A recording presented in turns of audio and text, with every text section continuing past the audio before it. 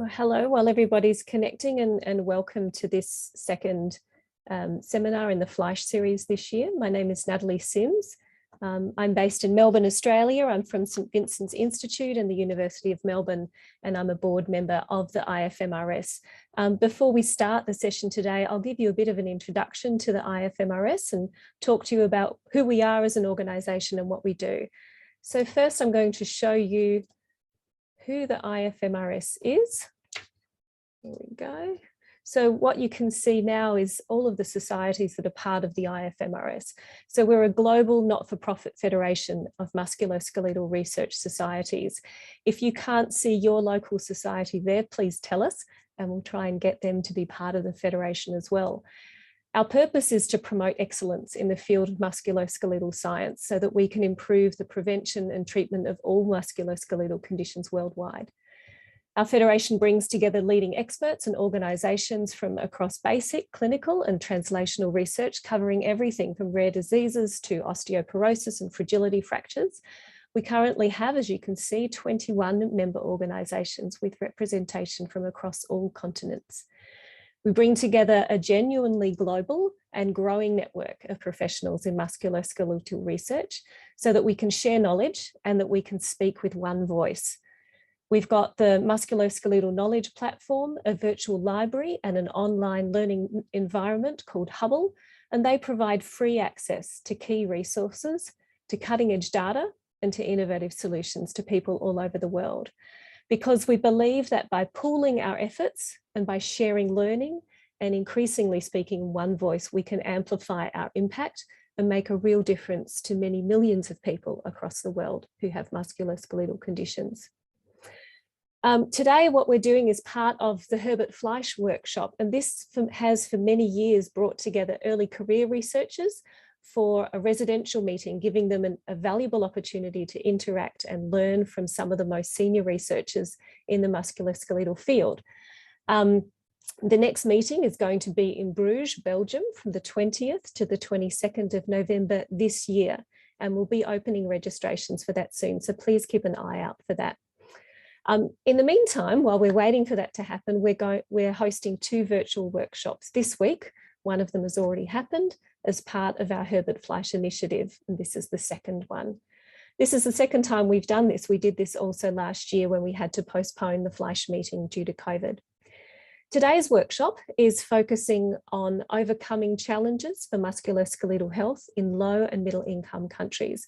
And we're delighted to have 2 excellent speakers from 2 parts of the world, which are going to explore 2 different angles on this theme. So they're each going to share their presentations, and after that, and even during it, we'll have time for discussion. If you'd like to ask questions during their presentations, please use the raise hand function or post a question in the chat, both during and after their talks. And now I'll hand over to Kate Ward. Good morning, good afternoon and good evening, everybody. It's a pleasure to be here. I'm Kate Ward from MRC Life Course Epidemiology Centre in the University of Southampton. I'm also the President-elect of the Bone Research Society in the UK, which is the newest member of IFMRS, and I'm co-director of SAMSON, the Sub-Saharan Africa Musculoskeletal Network. So I'm delighted to be here and to introduce our first speakers to you today. We have Alex Sharda and Maureen Abawo. Alex is a Wellcome Trust Clinical PhD Fellow and Orthopaedic Trauma surgeon trainee in the UK, and also spends a lot of his time in Malawi. And Maureen is a master's student in global health implementation from Komoso University of Health Sciences, and she's a clinical officer. And they're going to do a joint presentation today and speak to you about the epidemiology of fractures in Malawi, and focusing on the burden, the increasing burden of road traffic injuries, which is a particular challenge in Africa currently. So I'm going to hand over to Alex and Maureen. Thank you so much for having us. So let me just quickly share the screen. And can you all see our screen right at the moment? Excellent. So yeah, thanks so much for having us. It's a real pleasure to kind of there's very little evidence from this type of environment. So, there's a growing body of evidence. So being able to share it with so many people, as you discussed at an early stage of career and getting kind of input, I think it always makes the research stronger. My PhD is mainly on epidemiology. There is some health economics and implementation science, and obviously Maureen is doing quite a bit of implementation science as well. So that's mainly what we're going to be talking about. And our talk is split into 4 sections. First of all, just briefly giving you a background of the situation of trauma in low-income countries, and specifically Malawi. Then we'll present our first paper, which is published in PLOS ONE, and that's a fracture care registry in Malawi. Then Maureen will be presenting some preliminary data from her master's on open fractures, which is really exciting. And then I will be presenting some preliminary data on mainly outcomes of open fractures in Malawi. But before we start my background, I'm just going to try and figure out this poll section. So my first question was going to be this one. So I'm launching it. Globally, how many road traffic deaths are from low-income countries, do people reckon? So I'll give you guys 15 seconds.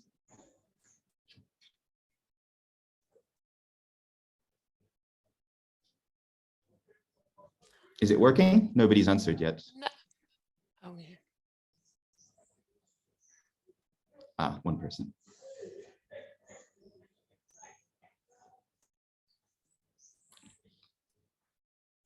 Okay, maybe I'll give it 1 minute.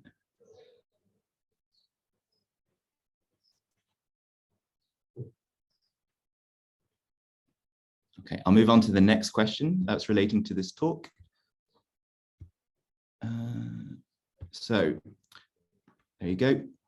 How much orthopedic research is actually from low-income countries? Another kind of 30, 40 seconds.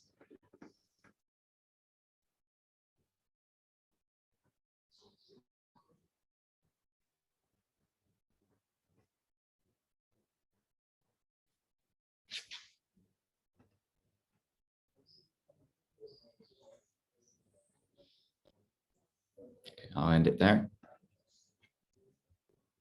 And the answers will be in the talks. So first of all, to put it into context, injuries causes 30% more deaths than HIV, TB, and malaria combined. So it's a huge problem. Lots of people are looking in the infectious disease, but injury in comparison is a huge problem. This is a map of the world, and the darker colors represent where the road traffic deaths occur.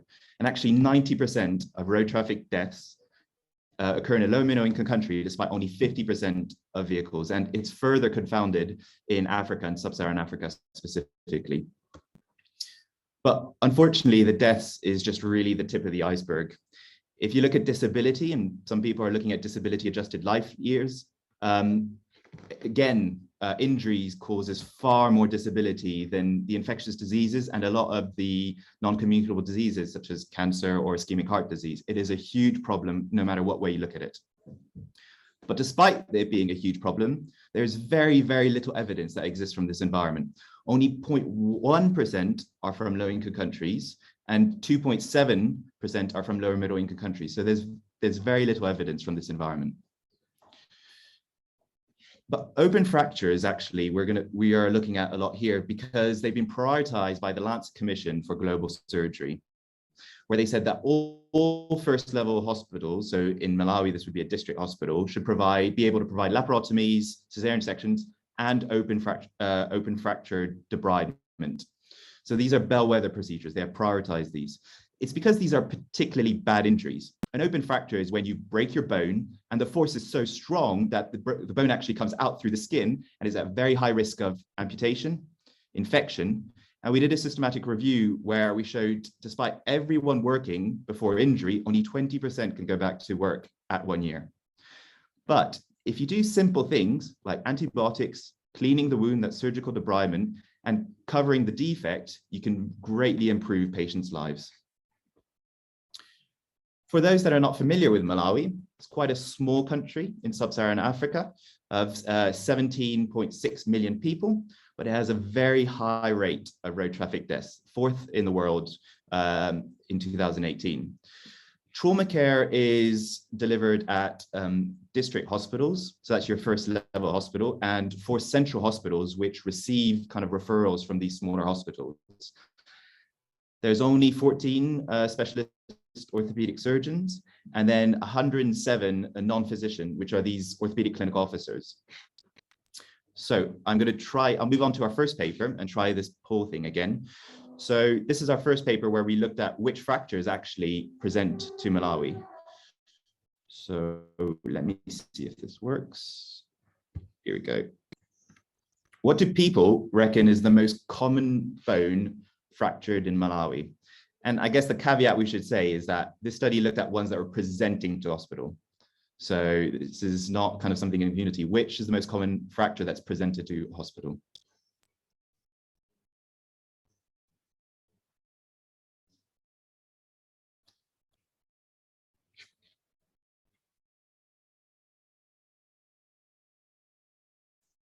I'll stop now if that's okay. Then I'll throw another question. Which bone do you reckon is most associated with being operated on? I'll give another 30 seconds for that.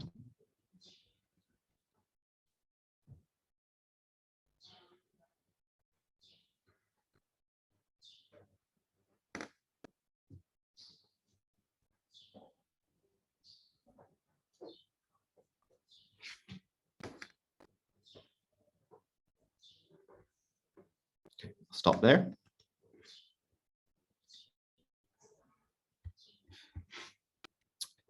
To put the study into background, so it was set up in 2016, over 3.5 years, and it included 2 central hospitals and 2 district hospitals, and there was a performer on patient specifics, injury specifics, and the initial treatment they had. It was huge. We had almost 24,000 participants in this fracture care registry. And this is the most commonly fractured bone. It was by 40% actually was one of the bones in the forearm, the radius. This might be quite surprising to people, but this is actually because the average age of it was very young. And we know this is a bone that can be fractured in childhood. So by far the most common was the radius, and distal radius specifically.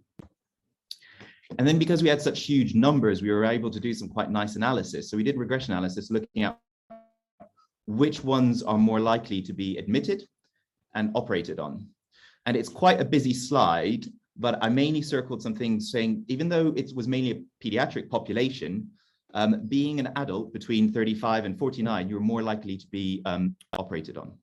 Again, emphasizing road trauma is such a problem. This is high energy. The falls was the most common mechanism, but if you had road trauma, you're more likely to be admitted and operated on.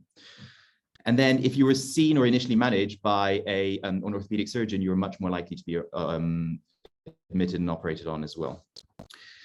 We also looked at which of these fractures were more likely to be admitted and operated on. And even though we said that by far the most commonly bone injured was the radius, if you had some of these lower limb injuries, so femur, a very big bone, or the patella was huge, you're much more likely to be admitted and operated on as well. And if you look at the bottom of the table, if you have an open fracture, your risk of being admitted and operated on rockets up. It's much, much higher, and it is prioritized by the Lancet. So in conclusion from this paper, we showed that most fractures were treated non-operatively by clinical officers and discharged the same day. Because there's so few orthopedic surgeons in Malawi, most of them just manage severe trauma and operative cases, but they do help to supervise the clinical officers in central and district hospitals. One of the limitations of this paper is that they only looked at initial treatment, but they didn't look at any patient outcomes. So you don't know which ones of these, are going to do well or badly. And we didn't look at any further treatment after their initial treatment.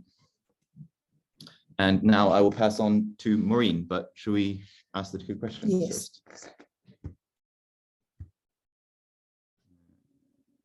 Here, do you want to ask it? So I think as Alex has already introduced me, my name is Maureen. So quickly, let's just go through the questions. So which bone most common open fracture? So you can, I think I'm giving you 30 seconds.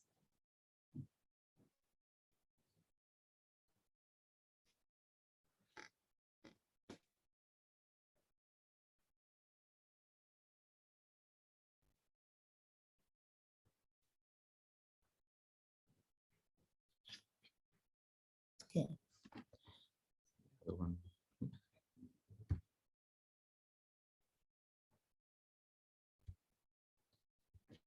Okay, so another one is about what type of anesthetic is most commonly used in these hospitals in Malawi, but you can say, what do you think?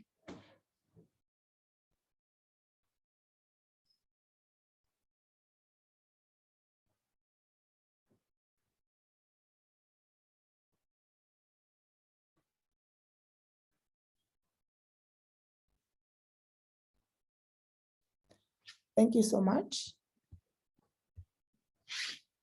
Okay, so I'll quickly get you through an open fracture treatment in hospitals in Malawi. Basically, this is a study that I've been doing. It's before and after implementation of open fracture guidelines. So it is a retrospective and prospective study looking at open fracture of long bones, especially femur, tibia, hind foot and mid foot fractures. We've selected 4 hospitals in Malawi. We're looking especially 3 months before and 3 months after the implementation of the guidelines. So basically, we're just looking at getting the patients like demographic information, injury specifics and treatment specifics, but also looking at short complications, just looking at maybe infection in hospital, but also we're looking at whether the patient developed compartment syndrome in hospital and maybe if he had amputation in hospital. So basically what we've observed is that we enrolled almost 88 patients. So out of those 88 patients, the most fractured bone was tibia fibula, followed by radius and ulna, then lastly hind foot and mid foot. So sorry, this is a busy slide, but basically I'll just get you through. What we've seen is that the median age is 33.5, and most open fractures that we've seen is from males and females, and relatively 10% HIV positive than maybe like in central hospitals, compared to 7% in these hospitals. But what is interesting is about the mechanism of injury, which is road traffic injuries. We've seen that almost 60% of those that we presented at central hospitals had road traffic injuries compared to these hospitals. And what is more interesting is about the motorcycle. So we've seen almost like 23% motorcycle people presenting having are involved in motorcycle accident, followed by pedestrian, then lastly car accidents. But also in Malawi, like in these hospitals, the most interesting thing is about crocodile bites. So we have seen almost 5 patients having crocodile bites, open fractures resulting from crocodile bites. So though this is a busy slide, but I'll just get you through what is happening in these hospitals, like maybe in Malawi, especially on anesthesia. So we had like far right, with far left, you've seen that anesthesia of got like Zomba Central Hospital and some these hospitals. So what we've seen is most of the anesthesia, especially in these hospitals, is local anesthesia compared by maybe in central hospital whereby they're giving spinal anesthesia. And you're looking at the far right. We're also looking at the location to say which ones were giving like maybe local anesthesia or spinal anesthesia, but also looking at whether they were doing it in casualty or maybe in theater. So in Central Hospital, they are doing it in theater, but in these hospitals, most of them, they're doing it casualty, but also part of the documentation is not there. So it's missing documentation. Then I will get you to what type of fixation is being done in Malawi. So what we've seen is most of the district hospitals, they are doing plaster of Paris compared maybe to Central Hospital, whereby they're doing external fixators. I think this is due to, lack of resources, especially in these hospitals. We don't have, especially the external fixators, the plates or even the nails. But you can see that other district hospitals, they are maybe having like plates and nails. And this is due to, we have got what we call a mentorship program that is being done by AO Alliance. So because of that mentorship program, other district hospitals, they are benefiting. That's why you can see some district hospitals having nails or maybe plates. And wound closure, mostly flab is done at Central Hospital compared with district hospitals, because district hospitals generally is primary closure because maybe it's their grade 1s or grade 2s open fracture, compared to Central Hospital, whereby they've got severe injured patients with maybe grade 3 injuries. So in conclusion, what we've seen throughout this is that we've got a very poor documentation, because most of the district hospitals, they are not documenting whether maybe their surgery was done in theater or surgery was done in casualty. We've seen that, but also very limited operative capacity in these hospitals, because you can see that most of the people, they have been treated with POP compared maybe with Central Hospital, whereby they've got maybe external fixators. And not all grade 3 open fractures, most severe injuries are being referred to Central Hospital. So Central hospitals like Zomba Central Hospital, they're able to see grade 3s, but not that much compared to maybe district hospitals. Thank you so much. Okay, I will just share the last part of our talk. But first of all, 2 questions relating to it. This one. So, what percentage of open tibia fractures do you reckon are related to road traffic injuries here in Malawi? I'll give you guys 30 seconds.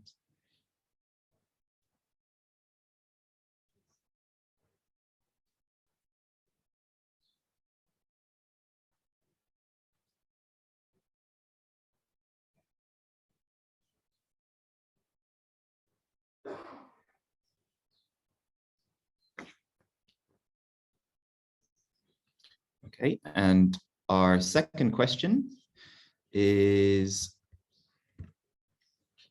what do you guys reckon happens to the median quality of life 6 weeks after injury? So this is measured by EQ5D, we'll go into that, but what happens to their quality of life after injury?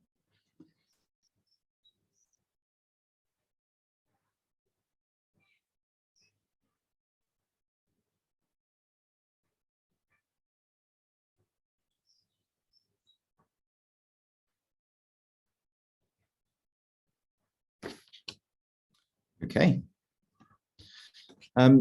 So this is preliminary data from my PhD study on outcomes of open tibia fractures, which we've said are one of the more severe injuries.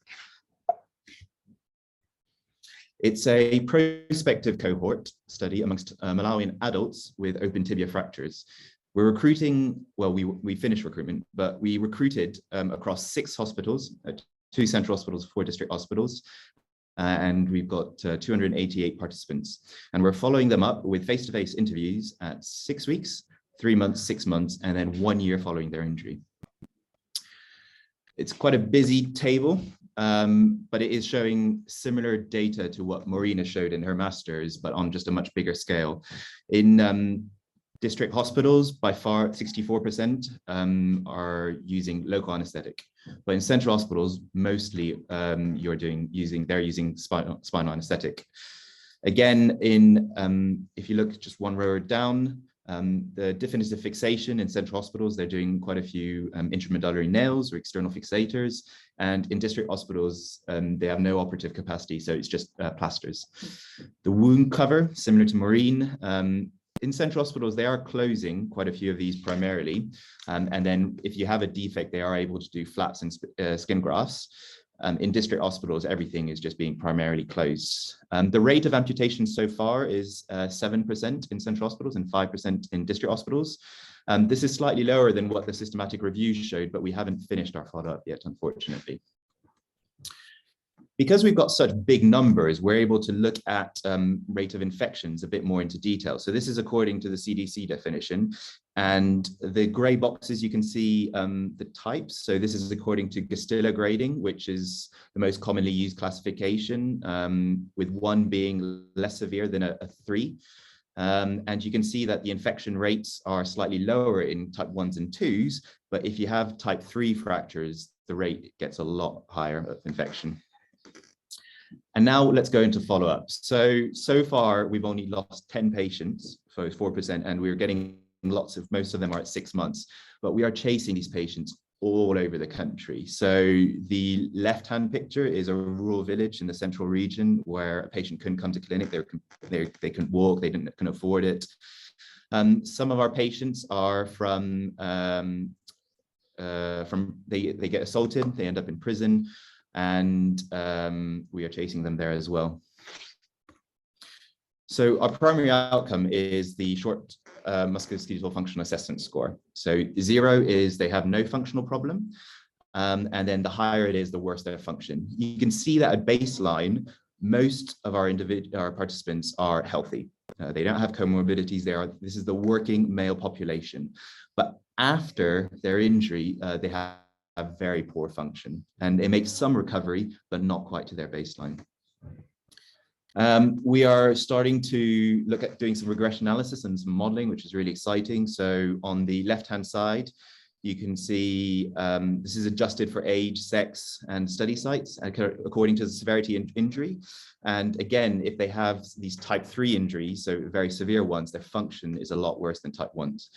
On the right-hand side, you have the central hospitals versus the district hospitals. We're still looking into this, but it does suggest that if these patients are being treated just with a plaster and primarily closed, they don't do as well in central hospitals, but we're looking more into this. This is one of our secondary outcomes, so the EQ5D score, which looks at quality of life. 1 is perfect health, 0 is death. You can have a score worse than death. And to answer the question, their quality of life almost halves after injury. And again, they make some recovery, but not quite to their baseline. And this is reflected in their catastrophic loss of income as well. So you have their mean household score at baseline, which is just under $200, and it plummets. The whole household becomes poor if these individuals have poor function and are in pain. So the impact on their community, on their household is huge. So to conclude, musculoskeletal disability from road trauma, forgot to mention it's 40% from motorcycles here in Malawi. It's a big problem and it's getting bad quickly. Treatment remains mainly non-operative here, and there's a huge burden of disability function and catastrophic loss of income, but this is preventable by simple orthopedic surgery. This is one of our cases, someone with bilateral open tibia fractures. It's if you look at the picture on the left, it's very comminuted, huge wounds. Those are antibiotic beads. It got infected, but by good, proper treatment, they were walking and working at 1 year follow-up. So it does work. And there's a huge team that's part of it. So my PhD team that's chasing these patients all over the country, the orthopedic departments that are helping us recruit these patients, follow them up, and our stakeholders, the Malawi Orthopedic Association, which Maureen is on, the master's students, Maureen, and we're doing a microbiology study as well, looking at this infection. Maureen's other supervisor, Linda Chikotho, my supervisors at the bottom right, who have a wealth of experience here in Malawi, and our funders, so Wellcome Trust and AO, who are helping. So thank you so much for listening to us. Alex, thank you. And Maureen, that was absolutely fascinating and a tour de force of the fracture care in Malawi. The amount of work and overcoming the challenges. A lot resonates with some of the work that our team do in the Gambia as well. And yes, such a challenging environment, and so striking that it's so preventable as well. So I think I did just see a question in the chat. So Federico's asked, how can we improve evidence gathering of the unmet need and the solutions in countries like Malawi? It's quite a big question to start with. Want to answer? Or me? How can we improve evidence? I think it is a big challenge. I think it's needed, and I think it's, unfortunately, it's linked to funding. I think when you kind of look at the amount of funding that goes into some of the infectious diseases, I have an extra slide for it, but research is quite expensive in this environment. You know, to chase these patients, they don't come to clinic. You know, the budget that we're spending on transport is huge, and there's just so many challenges out of the way. If you have proper funding, it really helps. I think the second thing that's very important is the importance of I mean, everyone probably says this, but local collaborations and our stakeholders. None of this research could have been done without, the network that AO Alliance has created, the Malawi Orthopedic Association, and especially in the district hospitals. Very little evidence exists from these district hospitals. I think in an ideal, and I think the other problem, and compared to high-income countries, is that people are so busy here. So it is very, in the UK, you would kind of have all these registries, so the data is automatically uploaded into the NHS. Out here, nothing is documented, so you really have to kind of do everything yourself. It is very challenging. It would be wonderful if it could kind of routinely be done, but I think we're very far from that at the moment. So at the moment, you need good local collaboration and adequate funding. Thank you. That follows one of my questions about how you engage the stakeholders and the NGOs in terms of your messaging and sort of implementation of the research. So do you directly involve them in your actual research projects? How do you go about that with the ministry? Okay, so basically, what is done on the ground, what is happening on the ground is that maybe if you have got a research, then you need to identify the stakeholders. Then when you identify the stakeholders, you need to go to them and approach them and present your case.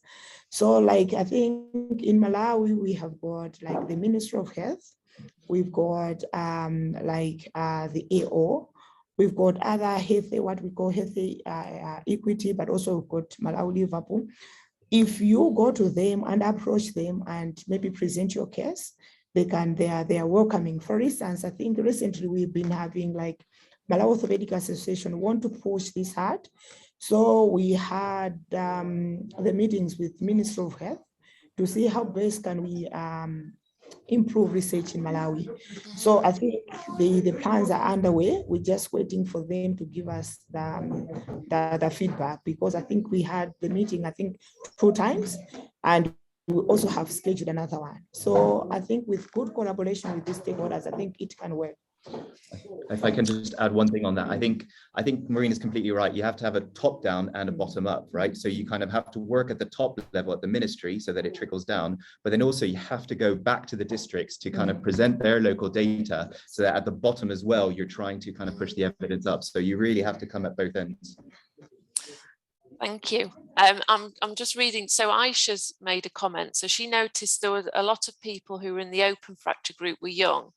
She was asking if there were any older people in the pedestrian group, and do you find an age association with healing and outcomes in general? Yeah. Am I answering this? Actually, the outcome stuff is my stuff. So yes, Aisha, very much so. It's really, I didn't share it, there's a quite busy slide where we've done some regression analysis looking at each of the age categories. And from UK trauma data, we know that old people don't do well following kind of high insult. They don't have as much kind of reserve. They don't have, a young person, they do have some capacity to kind of recover. And what the data is showing, unfortunately, is that elderly people, yes, some if elderly people suffer an open tibia fracture, they really don't do well afterwards, really not well. Thank you. And Natalie, you made a very strong case that better hospital-based care is needed. Is it known whether traffic accidents also result in worse injuries and or whether there are more traffic accidents per head of the population? Can you repeat the question just to make sure that I've understood what she's... Natalie, maybe do you want to come in, because we've got the opportunity. Yeah. I was just really struck with the statistic that you showed right at the beginning of your presentation about how 90% of road traffic deaths around the world come from low to middle income countries, but they've got less than 50% of the vehicles. And I'm wondering if there's also a contribution about how severe the road traffic accidents are in terms of the injuries that are suffered, or whether there are more road traffic accidents per head of population in Malawi, because that's where you've been. Yeah. Who do you want to answer this, or am I answering this? I can answer this. So I think, yes, they are very, very, very severe injuries, and it is per capita. You know, it's a very Malawi is very dense. And the issue we're having with Malawi is that trauma is changing. It used to be mainly pedestrians and bicycles, but now it's completely overwhelmed by these motorcycles. The issue that you have is that the roads are getting better and better. So, you know, as a country is developing, they're now tarmacked, and more people are getting cars that go very, very fast. You know, people go 140, 150, you know, kilometers per hour on these tarmac roads, but there's still a huge percentage of people. It's this concept of vulnerable road users, your pedestrians, bicycles, and motorcyclists. So if you've got a car going 140 kilometers an hour on a tarmac road, and a pedestrian that's walking on it at the same time because the road is, the side road is too muddy, it's very, very scary. So they are very severe, and yeah, in a very densely populated country. And I think just to add on what Alex has said, from what we've seen, more severe, like result from road traffic accidents. So I think that's what I can add. Yeah. So if I might ask the last question, I've got lots to talk to you about, and I think we'll have to chat afterwards. But Lisa Mickelsfield from University of Witwatersrand has asked, don't we have to go back to the major source of these fractures, as you were just alluding to, the improvements and the speed, and how can they be reduced? What sort of public engagement initiatives are running yet, or are you still building the evidence? Am I answering this, or are you? I can take this. I think because we are still building on the evidence, but we believe that I think if these the results we present you to the law enforcers, we are targeting like the police, the road traffic, and even the Ministry of Health. So if we present the results to them, we believe that I think it can bring a change. But also we are targeting not only the road users, we are also targeting the people, the public. Like I think last year, what we did, I think with Alex, we did what we call Awareness Week. So basically we were targeting the general public, whereby we had a big walk just to sensitize on the burden of injuries, especially in low and middle income countries.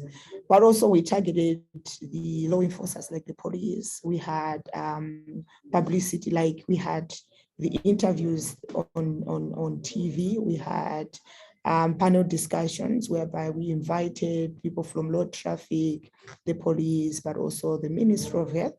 So people were just discussing and sensitizing the general public. So I think with that, we believe that when we have the results and we present them to the partners, I think by 2030, as SDG says, I think we'll have this the burden of injuries, especially in Malawi. Yeah. Thank you, Maureen. To add on, Yeah. To add on that, I think, yes, the data that we're providing, is going to public health people. But I think for the next 5 years, the roads are not magically going to get better, and we're going to still need a trauma network, even with perfect roads, so yes, the evidence needs to, gathering in every direction, but it is something we're collaborating with public health people as well. Thank you. I'm just looking to Natalie. There's one final question. Am I okay to answer that? Yeah, ask it, not answer it. I can't do that. So Yuki Imai has asked, is there any bias related to medical insurance to select the fracture treatment strategy? Answering me. It's very interesting. So we are doing in my PhD, quite a bit of health economics as well. And we are looking at medical insurance as part of that. It's extremely low in Malawi. So healthcare is free. And well, yeah, it's mostly free. They will have to pay for kind of, their crutches or whatever, but all these operations are done by government for free. And if you go to hospitals in Malawi, you see you shouldn't be paying for, any treatment in these hospitals. There is some private care in Malawi, but it's quite small, and which most people can't afford here. So there's no, I hope I've answered your question, but there's very little private care and there's very little medical insurance here. These are all young males, the working population that gets injured and gets treated by the government of Malawi. Thanks, Alex. And I think, that answers it perfectly and sets the context well for the audience. So thank you both very much. Absolutely fascinating. I'm sure we'll come back to you at the end. I'm going to hand over to Natalie now, but yeah, great talks both. Thank you. Thank you, Kate, and thanks, Alex and Maureen, for a great presentation. Our next speaker is Aisha Zengen, who's a Senior Research Fellow at Monash University, also in Melbourne, in Australia. And Aisha is going to talk about embedding musculoskeletal health in the co-management of multimorbidities in low and middle income countries. Thanks, Aisha. Okay, thank you, Natalie. I hope you all can see my slide. Yeah, okay, great. So low and middle income countries are currently experiencing one of the most rapid demographic transitions characterised by increasing urbanisation and changing lifestyle factors. For instance, if we take a look at the images on the slide, they show the urban population growth over the years. So up the top, we have India, where the growing pink circles illustrate an increase in the number of people living in urban areas over the duration from 1995 and predicted till 2025. And below, we have the continent of Africa, where the first image is from 1950.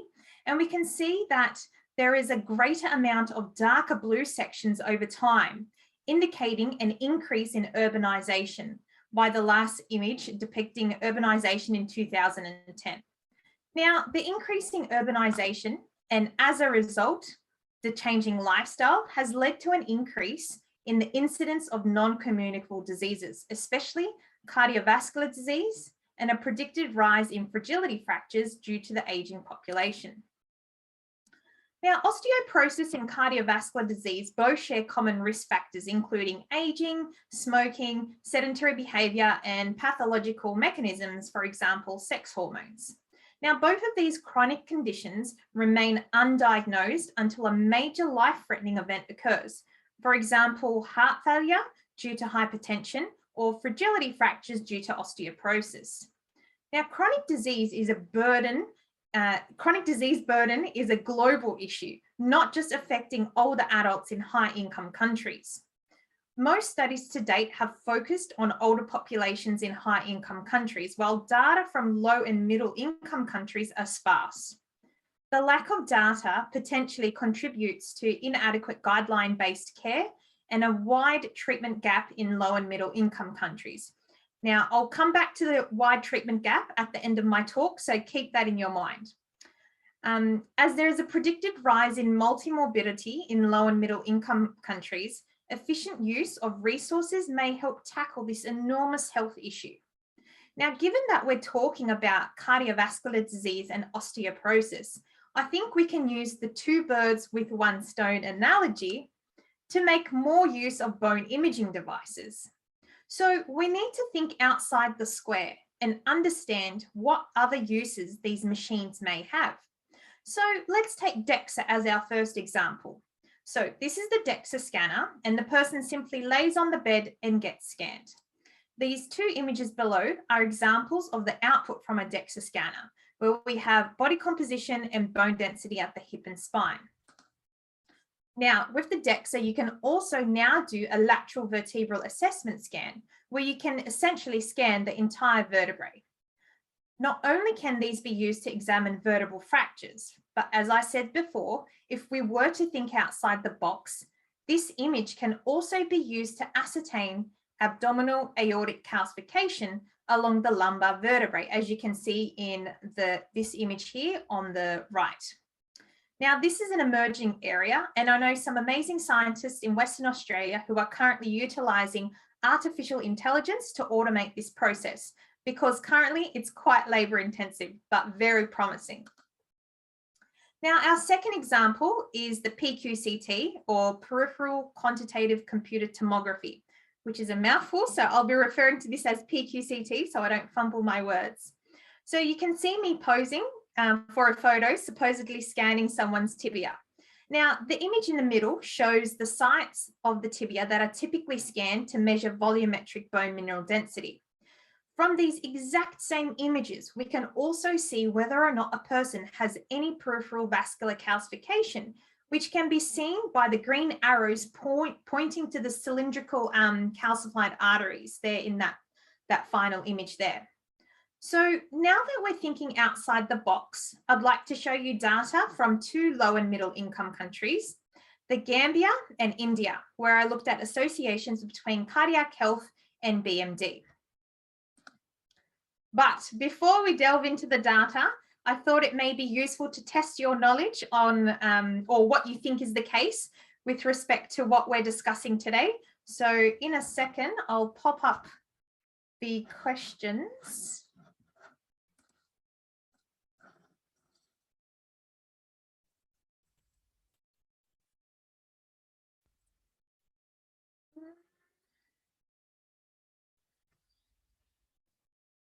Sorry about this.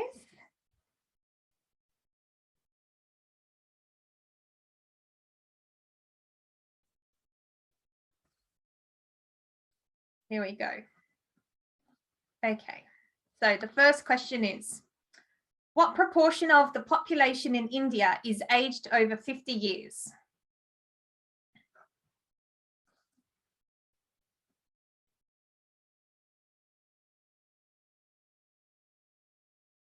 I'll give everyone a couple of seconds. No Googling, just click an answer.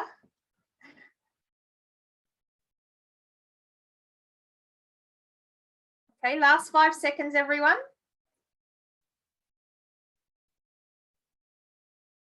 Okay, I'm going to end this one.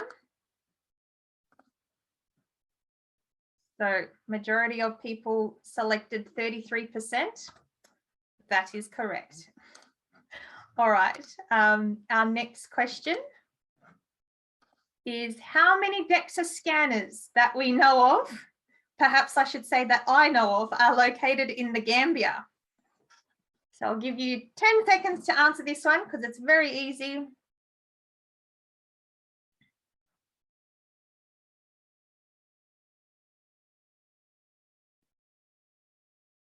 Kate can correct me if I say this wrong, perhaps at the end of the talk. So majority of people said 1. I'm aware of 2 DEXA scanners, but possibly this, oh, there's 3. Okay, so that is the correct answer. All right. This is our question number 3. Peripheral vascular calcification can be detected by a DEXA, a PQCT, or a QUS, which is the quantitative ultrasound.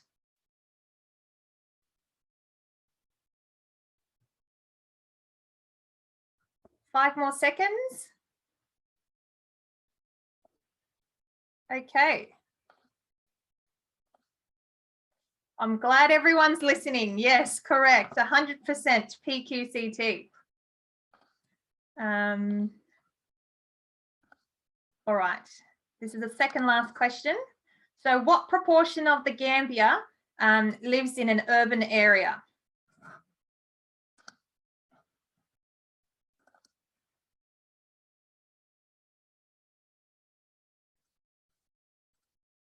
Five more seconds.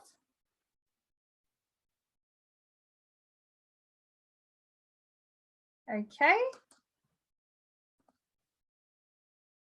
Yes, majority got that right. So 60% live in an urban area. And the lucky last question. Oh, this is the second last question. Sorry, everyone.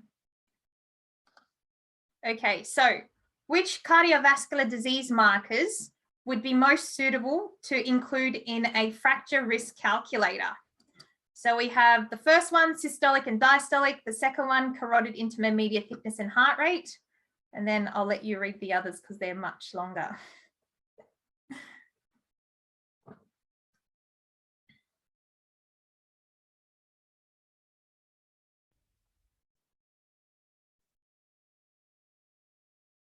I won't be too harsh on you because I haven't given the answers, but it's just interesting to see what people think.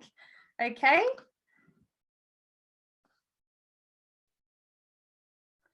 I'm not going to say anything about this. I'm going to let everyone decide after you've listened to my talk. And this is the absolute last question from me. The sex differences and the associations between cardiac and bone health are basically men are worse off or women are worse off.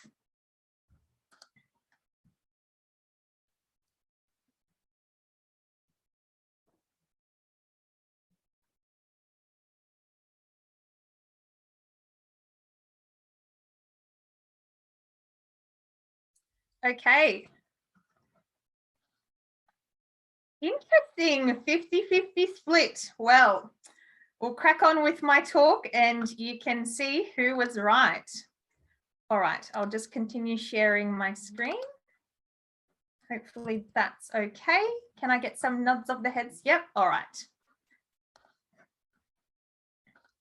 Okay, so let's first start with the Gambia, a very brief background about the study context. Participants were from the Gambian Bone and Muscle Aging Study, or GAMBAS, which is a longitudinal prospective observational study. And the data that I'll be showing you today are cross-sectional analysis of the baseline data. Men and women aged over 40 years were recruited from a rural region of West Kiang, which is located on the map in the red, and I've drawn out a box that says Kenabar. And those who were pregnant, lactating, and deemed physically too frail were excluded from the study. Cardiac health parameters included rate pressure product, pulse pressure, and presence of calcified vessels. I'll explain these more in detail in a minute. Body composition was measured from a whole body DEXA scan, including appendicular lean mass and total fat mass. And DEXA was used for aerial bone mineral density at various sites, as you can see on the screen, and PQCT was performed at the radius and tibia. Now, just a bit more about the cardiac health outcomes, as we're all mostly bone people and it's not common knowledge. Although blood pressure is a routinely measured cardiovascular outcome, a better understanding of cardiac health is gained in combination with additional measures. So pulse pressure, the first image on the left, is a measure of arterial stiffness, and it's an independent marker of cardiovascular risk in adults aged over 50 years, particularly myocardial infarction and coronary heart disease.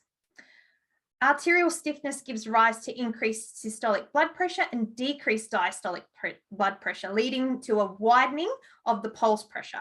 So as a result, left ventricular afterload is increased and myocardial perfusion is decreased. Now turning to the middle images, rate pressure product is a non-invasive surrogate measure of cardiac workload, which has been associated with myocardial oxygen consumption. And the final image on the right, peripheral artery disease, is associated with peripheral vascular calcification in the legs, leading to impaired blood flow and oxygen delivery to the lower extremities. So let's first take a look at the participant characteristics. So if we take a look at the images on the right-hand side, the graphs, with increasing age, rate pressure product is increased to a greater magnitude in women than in men, seen in that first graph there. And the women are depicted in the red dots and the men in the blue dots. Whereas there were no sex differences in pulse pressure, which is the second graph, or the presence of peripheral vascular calcification, seen in the final bar graphs. Interestingly, just to note, a sub-analysis of those with versus without peripheral vascular calcification showed worse cardiac parameters in women, but there were no significant differences in men. Now turning to the associations between aerial bone mineral density and rate pressure product. Just to briefly describe these graphs, on the x-axis we have the rate pressure product expressed as per SD, just to standardize the units across both axes. And on the y-axis, we have aerial bone mineral density at the whole body, total hip, lumbar, spine, and radius. In red, again, we have the Gambian women, and in blue, we have the men.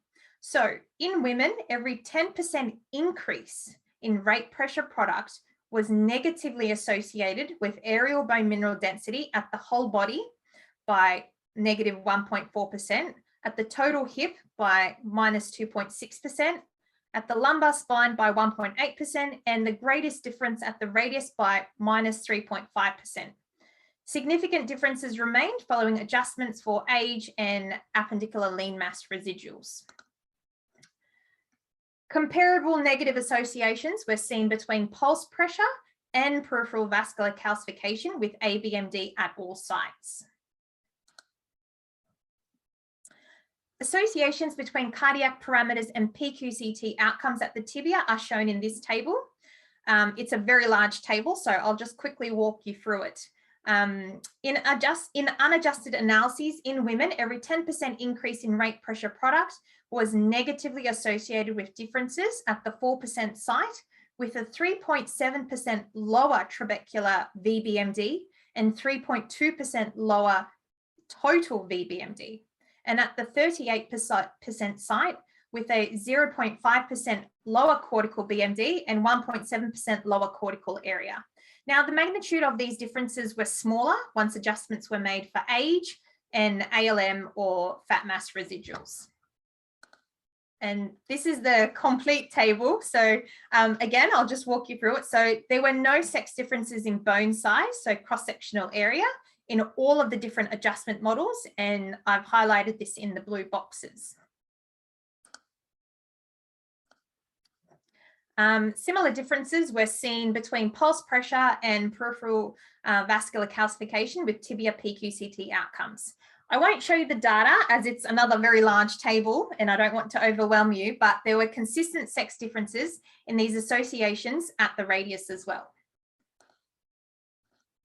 So the Gambian take-home messages, well, from this portion of my talk, is that I want you to remember that rate pressure product, pulse pressure, and peripheral vascular calcification were all negatively associated with ABMD at all sites in women, with no differences in men.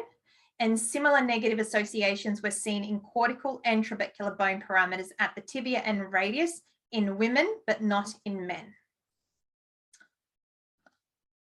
Now turning to India. So very briefly, the data that I'll be showing you today is from the Andhra Pradesh Children and Parents Study, or ADCAPS, which was originally established to study the long-term effects of early life undernutrition on risks of cardiovascular disease. This cohort has been followed up at various time points, but this cross-sectional analysis is from a subset of participants from the third follow-up during 2010 and 2012, where this subset had a DEXA scan.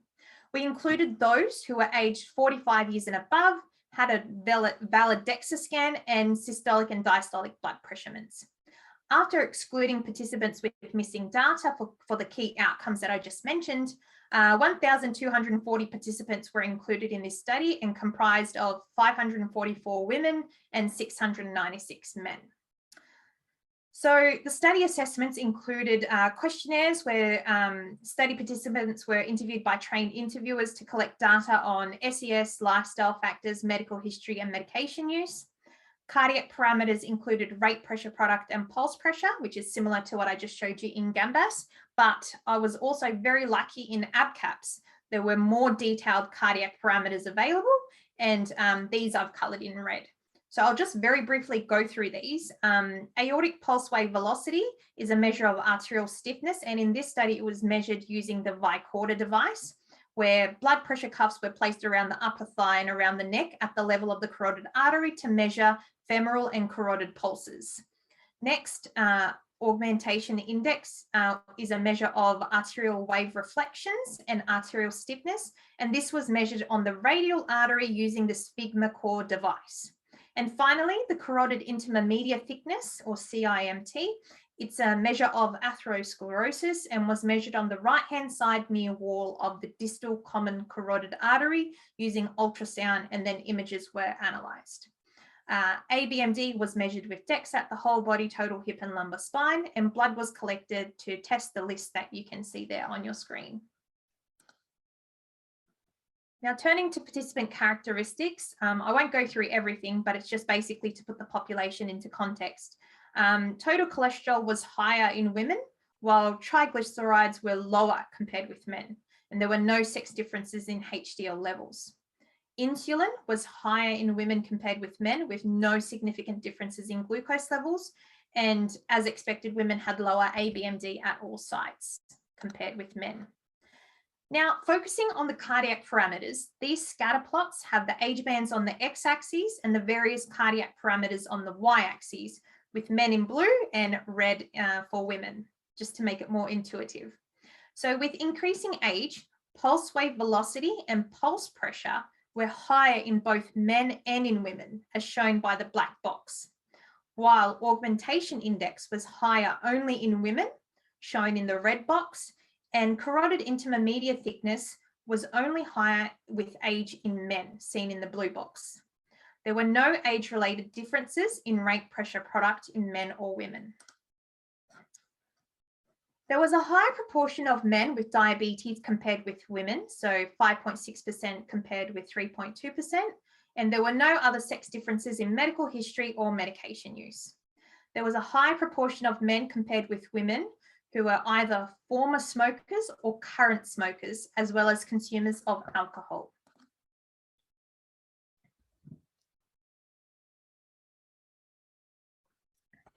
Now, these graphs are from the fully adjusted model, where we adjusted for age, height, weight, total cholesterol, triglycerides, insulin, glucose, smoking, and alcohol status. And the reason why we chose these adjustments is because of the differences that I just showed you. So for every increase in pulse pressure, which is on the x-axis, women had greater negative differences in bone mineral density at all sites compared with men. Consistent with this, there were similar negative associations between the pulse wave velocity, shown in these three images, and augmentation index, so the top three panels, at the whole body and lumbar spine in women compared with men.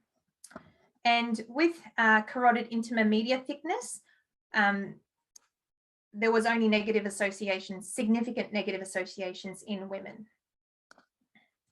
There were no sex differences in the associations between rate pressure product and aerial bone mineral density.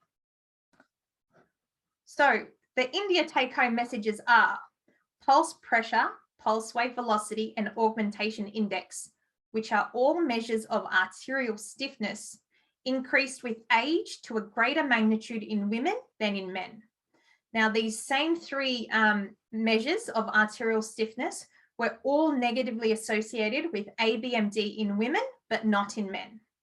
There were no sex differences between cardiac workload, so rate pressure product, or carotid intermedia thickness, a marker of atherosclerosis, with ABMD.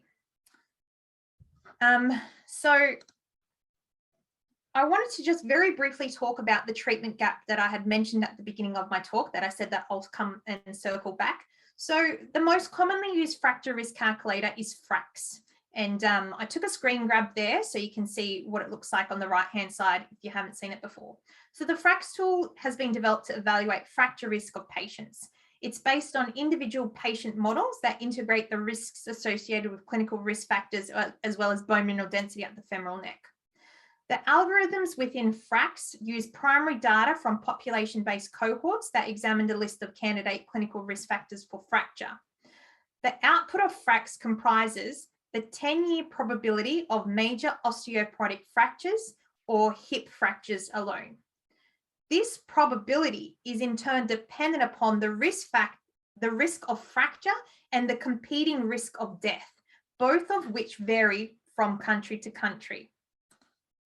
At present, there's a paucity of information about osteoporosis and fracture in several low and middle income countries, including those from Africa, most of South America and South Asian countries, seen in grey on this image. So synthesis of a country-specific FRAX model with relevant risk factors are necessary to prevent the predicted rise in osteoporotic fractures in resource-limited countries, such as these low and middle income countries. So with that, I'd like to acknowledge everyone who helped me along completing all of this work. It's a lot of work. So firstly, the MRC unit, the Gambia, and Professor Kate Ward and some fellow collaborators at the London School of Tropical Hygiene and Medicine. The India work was completed by funding from the Australian Academy of Sciences, Bharti Kulkarni and Sanjay Kinra, who's now based at the London School. The collaboration with them at the National Institute of Nutrition in Hyderabad was an amazing experience. And finally, my team at Monash University, the Bone and Muscle Research Group. Thank you. Great, thank you very much, Aisha. So if you have questions for Aisha, please pop them in the chat, or you can unmute yourself and ask them in real life. That's also fine. While we're waiting for questions, I was really interested that you saw this inverse relationship between aerial BMD and arterial stiffness. I mean, as someone who works in cells and does biology, what do you think is the mechanism behind it? Yeah, that's a really good question, and it's hard to answer with the data sets that I have. So there's a lot of literature that indicate that perhaps it's being driven by lack of estrogen during the menopausal kind of transition, because there's been studies that have shown that women have increased sympathetic activity, and that is in alignment with the increased mean group heart rate and the increased, well, the higher rate pressure product in the women in the Gambian study. And so there's been some nice studies, but in a very small amount of people, like I think 12 people or something in women by Sandeep Khosa's group, where they activated the sympathetic nervous system, or they somehow measured sympathetic activity, and they saw negative correlations with ABMD in those women. So that can be one reason.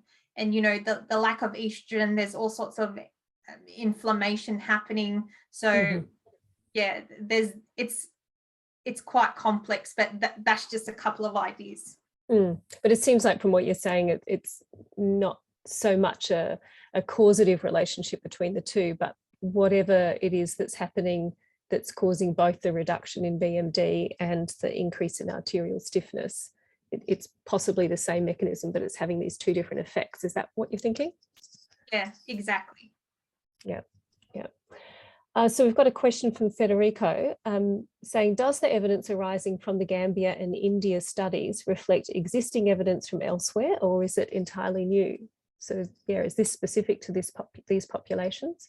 No, there's actually been another study from Melbourne. I think it's from the Melbourne Collaborative Cohort Study, where a former student from our lab, so that was before I joined Monash, he also showed similar associations, and what he saw was his findings were only in women as well. So he also showed the sex differences. And there's been some work in the UK as well. I think it's called the Whitehall 2 study, and they also showed similar findings. So yeah, perhaps it's not just a population specific scenario, but well, those studies don't indicate that. Great, we have any more questions coming through? Feel free to unmute and ask rather than typing because it's quicker. I'll ask one. Hello. Mark, please go ahead. Hi, Mark. That's okay. Really interested in your in how you've linked the cardiovascular and the musculoskeletal, because they're always very siloed in terms of approaches to treatment. But in terms of the risk factors, they're essentially the same. Poor lifestyle choices, being diet and physical activity, obviously affect the cardiovascular system and the musculoskeletal system. Now, I guess my question for you is, are you aware or are there any plans to look at adding these cardiovascular clinical or subclinical markers of vascular health to FRAX to the work that you're doing? Like, is there plans to look at whether by adding blood pressure, systolic or mean arterial pressure, you can improve the prediction of fracture, but more so falls that are the major cause of fractures in those populations as well? Because realistically, we want something that can be easily measured, like you can measure easily, like blood pressure. Like the pulse wave velocity is really nice, but if we don't have a DEXA machine, then I doubt we're going to have a pulse wave velocity machine in the Gambia. So I'm not actually looking at the screen because my camera's offset. I just realized.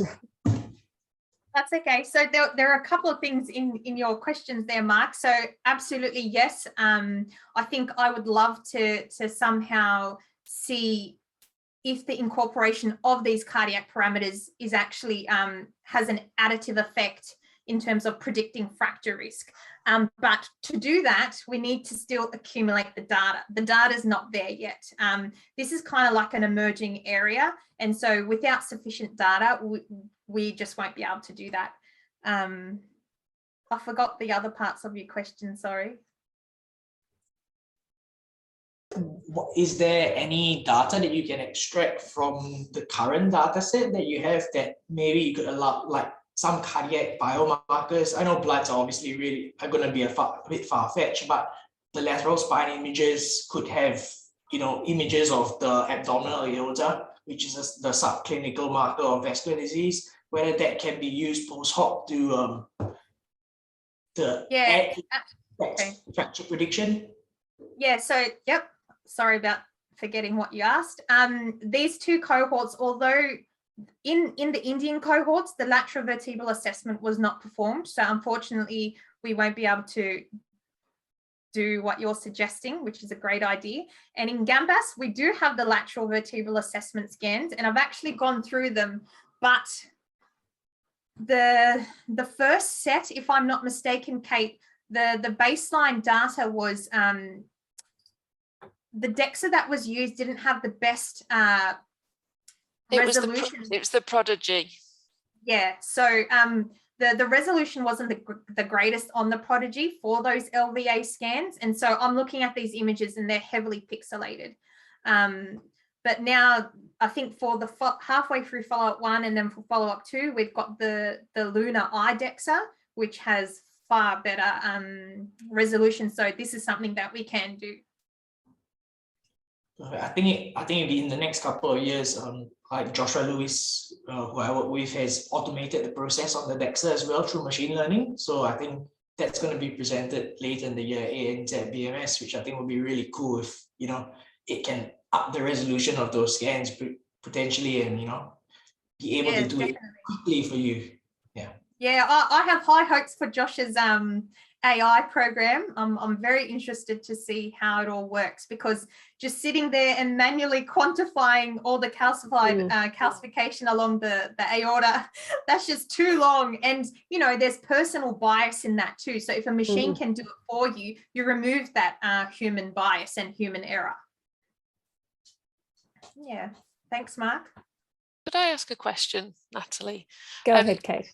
So great talk. I'm biased because I know a lot of the work, but I know it's pointing to one of Mark's points as well about everywhere's not fortunate enough to have a machine that could do pulse wave velocity. Certainly DEXAs aren't going to become ubiquitous across Africa or India, or it's highly unlikely.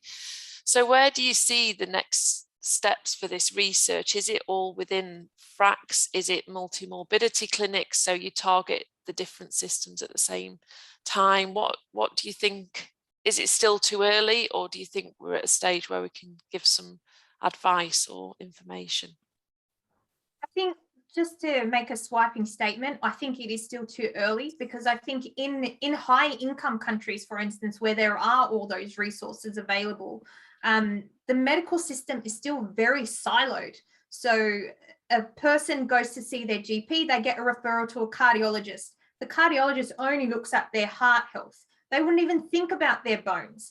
Same with an endo. An endo isn't going to think about, you know, the patient's cardiac health. So if we could start to make a change in these kinds of settings where it starts to become on these consultants' radar that, oh, hold on, you know, if their rate pressure product is high and, you know, if they're above a certain age, perhaps they have a higher fracture risk as well. Perhaps, you know, I should send them off for a DEXA scan or something like that.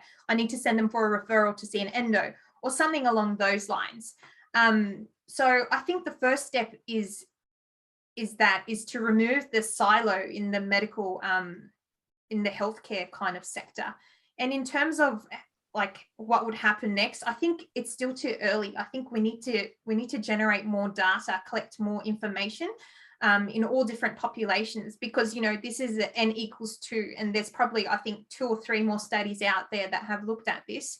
But I think ultimately it's the multimorbidity issue. Like we do in a low resource setting, you know, if the bones are not on people's radars at all. It's a lot of people in these countries, just because I've had, you know, on the ground experience, that they know what hypertension is, they know what high blood pressure is. So they're on, you know, blood pressure tablets, for instance. So they know that, you know, you have to get your blood pressure measured. So if we could perhaps somehow, I don't know how yet, I haven't thought about that, but if we could increase, I guess, community awareness about, you know, both these diseases do go hand in hand. I think the patient speaking with their doctor will be an incentive. But again, in turn, if we could get the healthcare professionals to start thinking more laterally, that would also be a win-win situation. Thanks, Aisha. Thanks. Thank you. Federico. Thanks, Natalie. As the IFMRS, we're doing a lot more work, an increasing amount of work looking at low and middle income countries. We had a very successful roundtable last year. We're having another one this year in June. And what both presentations really highlight is the importance of investing in more research in low and middle income countries. The evidence that's coming out of the studies that you've highlighted really reflects that. What about the other side of the coin in terms of improving access to existing knowledge from other parts of the world for people working in low and middle income countries, both in terms of knowing what to look for and in terms of how to actually access it? Because one of the things that has come up already is the challenge that many people face in terms of just getting access to existing information in journals which are behind a paywall, or the fact that they haven't got good internet connectivity. So how do you see that side of it? How can we improve access to existing knowledge for people working at the sharp end, as it were? That's a really good question, Federico. And Alex and I had a chat before this workshop today, a couple of weeks ago, and we were also just throwing some ideas around as to how can we, you know, what's one of the most important things in these low and middle income countries in terms of musculoskeletal health.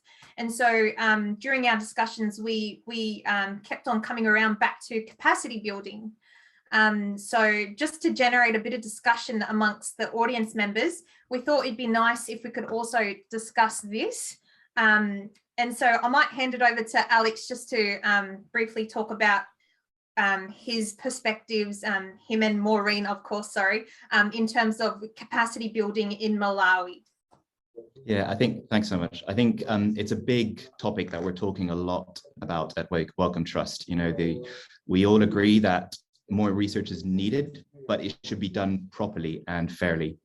And I think I'll hand over to Maureen shortly, but just parachute research approach where you collect a whole bunch of data and bring it back to high-income countries, and where you publish behind closed, journals and present at international conferences that are inaccessible to the people from that setting is quite inappropriate. And I think it's nice that we are able to at least start to talk about it. Knowledge is part of the problem, and in Malawi, it's a big challenge because data is still very expensive. So most people kind of struggle to kind of even act, you see lots of societies in the UK where I'm doing my training, where they're putting out all these online courses with videos, but the videos, they're huge videos, and Malawians just don't have access to it. So we're spending all this time and we think our knowledge is beneficial, but actually on the ground, how much, and we don't know this question, but how much benefit is this actually having? How much long-term benefit is this actually happening, is actually happening here? So I think knowledge is part of the problem, but the culture and, the behavioral changes here on the ground is another thing that we're looking at as part of our implementation studies here is very important as well. But I'll hand over to Malawi hand over to Maureen about kind of what is really here in Malawi and the importance of what exists here in Malawi. Okay, so in Malawi, I think there is a need for capacity building research.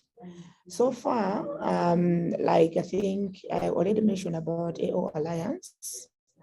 I think they brought at least a huge difference, because I think they're supporting some research in Malawi. For my study, in part of Alex's study, I think they're supporting that. But also I think Linda Chokoto, one of the researchers in Malawi, Linda Chokoto, Professor Nyengo Kandawile, and some few guys that are in research, I think AO has done much in supporting their work.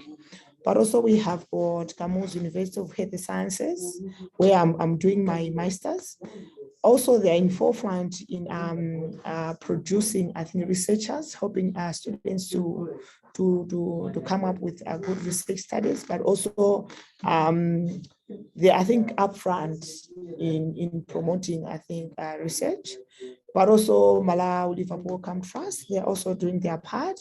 I think that's where Alex is right now. So, but also we have got Malawi Orthopedic Association. So this is a mother body, whereby orthopedic consultants, orthopedic clinical officers, it's a family whereby they come together, and the emphasis is on promoting musculoskeletal research, but also education. So I think these groupings, if there is much coordination, but also maybe other stakeholders, other partners, if they can come in to boost research work in Malawi, especially building capacity. Because the information is there, but maybe people don't know how to do a good research. But also maybe people are there, but the funding is not there. So I think it's a way, it's both sides, whereby you build up the capacity in human resource, whereby people can know how to do a good research, but at the same time helping these researchers do our research. So I think it's a mad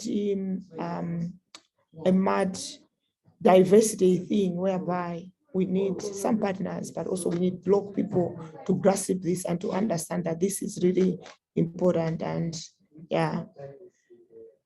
Yeah, I think that's it from us. Okay, thanks, Alex and Maureen. And to just very briefly talk about Samson, which I think is another great way for capacity building. Kate can probably talk more better on it, but basically Samson, which is a very cool acronym, is the Sub-Saharan African Musculoskeletal Network.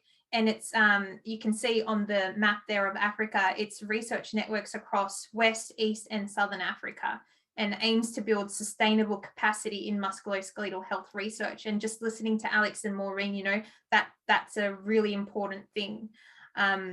And SAMSON focuses on musculoskeletal health in human populations throughout the life course, so starting from children all the way up until older adults. And so one issue that I've seen is that sub-Saharan Africa has been heavily focused on tackling infectious diseases. Perhaps this isn't just sub-Saharan Africa, maybe Africa as a continent as a whole. And as countries now transition, life expectancy and non-communicable disease burden are rising. And so, it's really important that we also start to focus more on musculoskeletal health, as these will have long-lasting physical function dysfunctions leading into older life. So that's just a very brief overview of SAMSON. And Kate, did you want to just very briefly talk about this as well? It's a little bit off topic, but just to say to anybody that's interested, SAMSON Invite is open, so it's open for new network partners or people that would like to join. There's no joining fee, and we do put all our training courses online and try and make them as accessible as we can, but happy to speak to Alex and Maureen if you might be interested or have people that are.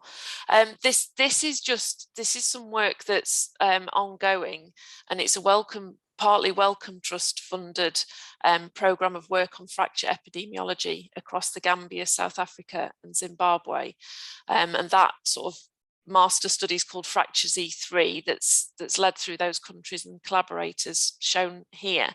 And then on top of that, we've just got a Medical Research Council project grant that I'm the PI of, that builds on all of the work in bones to look at muscle and functional ability. So that's called the Mufasa study. And this just gives you an idea of what we're doing there and how we're linking the scientific evidence and some of the work that Aisha's shown, and Lisa, who's on this seminar, on this workshop, also is part of. We've built on that to start to look at functional ability and describe the epidemiology of that, because the challenges that we're seeing in skeletal health, for sure, we're seeing in muscle health as well, and of course links that multimorbidity and comorbidity axis again, and we're also doing some phenotyping on osteoarthritis as well. So that's the Mufasa study, but I don't want to detract from the capacity building, but as a platform for PhDs and MScs, certainly we're open for collaboration and work across any site. So yeah, that's all I needed to say. Thanks, Aisha. Okay, great. Thanks, Kate. Thanks, Aisha. Bente, you've been waiting so patiently with your hand up. Thank you. Yeah, first of all, I want to thank all of the participants. I think you've done a great job, and I've learned a lot. I just wanted to make maybe a comment to what Aisha said about, building or making the silos disappear and have us all work together. And I think there is, we're not there yet, not nearly, but I think there is quite a big push in countries like my own, but it's coming especially from the imaging world, because, say, the people that do cardiac CTs, they realized that they also scan the bones, part of the thoracic spine, and so they can do BMD assessment, and by doing that, so there is an interest, and also from all the CT scans we do for cancer and so on, to also look at bone. So I think there is quite a big push here, and there's also a push from patients. They don't want to go to see 7 different specialists to be treated or investigated for all the things that can happen to us when we grow older. So, but I'm just wondering whether we should maybe take the chance to also consider that there might be another way forward in low and middle income countries, because there's probably not going to be a CT scanner on every corner in every African country within a few years. So maybe this is also a chance to think out of the box and think, could this maybe be done in different ways? And we're trying to have, also as part of what IFMIS is doing, we're trying to have some talks or get into contact with the WHO. And I wonder if we could kind of maybe think about this and then put it forward as an idea that maybe things can be done differently in different parts of the world. It doesn't always necessarily have to be done in the same way. So just a comment. Any comments back on that from Aisha or Alex or Maureen or anyone else? I think that's a great idea, Bente. If you know what, there's not a one size fits all approach, right? And I think we just got to keep that in mind. So if we could involve the WHO somehow, I think that'd be an amazing, because you know they are the peak World Health Organization. So yeah, exactly. Yeah, and they have this decade focused on musculoskeletal health and aging. But of course, we need to come up with some ideas and some things we could suggest. But it's something to think about, and we just need to keep working on that, I think. Can I make a brief comment? Sorry, no, go on, Alex. Go on. I was just going to say it is very interesting. In the UK, where I've trained, everything's very subspecialized. So you'll have kind of a knee surgeon, a foot and ankle surgeon. In Malawi, there is, as you said, an opportunity. People have to be generalists. So you have, you're a trauma surgeon, but then equally you can kind of do pediatric limb reconstruction, or you can or even flaps. So lots of stuff that would be done by plastic surgeries.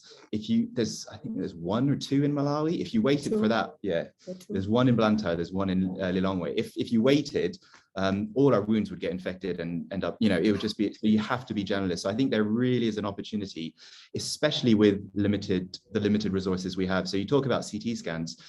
In most of my district hospitals, we don't even have X-ray. So trying to do orthopedic research without a basic X-ray, it's crazy. So it is a huge challenge, but there's a huge opportunity, as you just said. That's it. I don't know. Well, I think on that note, we might close the discussion. So thank you, Aisha, Alex, and Maureen for your presentations. It's been really fascinating. I've really enjoyed it, and I'm not someone who does clinical research at all. While there hasn't been a lot of us online, this has all been recorded and it will go up and be made available very soon. So let everybody know that it's out there. I'll certainly be putting it up on Twitter to get people to view it. And don't forget that we've got the in-person Herbert Fleisch meeting at the end of the year in I think the 20th to the 22nd of November in Bruges. It's a wonderful meeting. It's a great way of getting early and mid-career researchers together with senior researchers in the field to form the sort of connections that we've been forming this evening or this morning, depending on where you are. So thank you very much to everyone for joining us, and have a good evening or a good day. See you. Thank you. thank you. Bye. Bye. Bye, everybody.